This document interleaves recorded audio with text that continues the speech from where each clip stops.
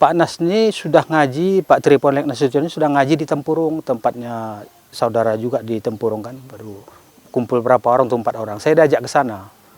Saya nggak tertarik gitu lah, nggak tertarik mau diajak ke sana ngaji di mana lah ngajinya, ngaji apa gitu. Di terakhir Pak Nas datang ke rumah, dia bilang kita ngaji di rumahmu. Saya tuh nggak bisa nolak, seperti nggak bisa nolak saya. Nah, mulai di hari besoknya mulailah ada pengajian di tempat saya sendiri, di sudut rumah, di letter L rumah tuh. Kami entah berempat, entah berlima, masa itu pengajian. Nah, itulah awal pengajian. Perlu saya sampaikan pada saudara-saudara, ini saudara kita Deswandri yang baru ikut ngaji dengan kita. Nah, inilah saudara kita yang baru ya. Mudah-mudahan beliau bisa istiqomah mengikuti kita ngaji, menjadi saudara kita dalam kajian. Ya, jadi Bapak dan Saudara, ini perlu kita ingat bahwa hidup kita ini perlu bimbingan. Ya, hidup kita ini perlu menempuh jalan yang bagus. Kalau kita tidak menempuh hidup jalan yang bagus, maka hidup kita di akhir kelak juga tidak akan bagus. Maka ini Al-Quran Sunnah perlu kita pelajari, Al-Quran perlu kita daburi, dan sunnah-sunnah Nabi perlu kita contoh. Karena Nabi satu-satunya teladan bagi umat Islam. Bagaimanapun kehidupan kita di dunia ini, kita mesti ada bimbingan. Ya, Allah membimbing kita ke jalan yang lurus. Maka kata Allah,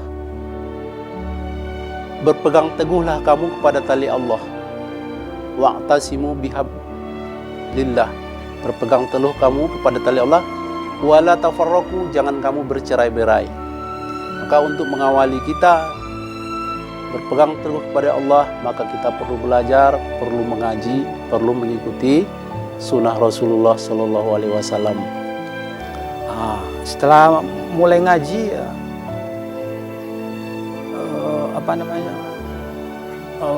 mulailah perasaan tuh nggak sesuai dengan pekerjaan. Nah, itulah saya berniat untuk berhenti gitu. Hampir 1 tahun saya berpikir untuk berhenti dari kerja, sampai saya datang ke Solo pernah ngadu sama Al Ustadz gitu, almarhum sama Ustadz Sukino. Saya berhenti bekerja, sampai pernah saya ngadu, ya bilang Ustadz ya cari kerja yang lain. Ternyata pertolongan Allah itu datang. Ada beberapa yang saya rasakan sekali pertolongan Allah itu datang. Saya sampai anak saya 5, saya nggak bisa baca Al-Quran. Ngomong betul-betul tidak bisa gitu. Jadi setelah saya masuk di majelis tafsir Quran, saya belajar. Sampai alhamdulillah sampai akhir ini saya sudah bisa membaca. Dan itu pun insya Allah tidak saya tinggalkan setelah sholat maghrib. Nah, itu yang pertama sekali, dimudahkan sekali saya membaca Al-Quran. Yang kedua kalinya berhenti merokok. Tidak mudah itu berhenti merokok. Jadi saya seperti membalikkan telapak tangan gitu. Ada saudara saya ngajak, kalau Bang Iri besok, Pak Des besok berhenti merokok, saya pun ikut berhenti gitu. Saya di saat itu sudah mulai langsung berhenti merokok. Kalau saya ini termasuk perokok berat.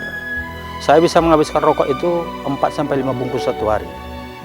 Nah, apalagi sambil minum. Kalau sambil minum mabuk itu ya bisa sampai 5 bungkus, bisa sampai jam 3 pagi. Ya. Mabuk terus, minum, makan, merokok. Setelah itu kembali dari sana, mulai Pak Nas ini sepertinya nggak melepaskan saya gitu. Terus diajak. Jadi setelah kami bertemu dengan majelis tafsir Al-Quran ini, kami betul-betul merasa ya dengan tidak tahunya agama, dengan ya memang dengan minimnya tentang pengetahuan agama, begitu berjumpa dengan ilmu yang kami dapatkan di majelis tafsir Al-Quran ini, memang betul-betul saya rasakan nikmatnya gitu. Saya rasakan nikmat yang pertama kali, emosi saya itu drop, langsung turun gitu. Jadi saya menyadari doa istri saya itu terkabul. Jadi kalau saya ceritakan, abang saya ini dulu bisa dikatakan seorang pemabuk. Dan dia pindah rumah itu pun bang gara-gara mabuk. Dulu kan itu kan tanah rumah pertama dia tinggal di dekat mertua. Gara-gara sering mabuk, jadi dilarang mabuk, jadi dia beli tanah di sampingnya agar bisa mabuk di sebelahnya. Nah, jadi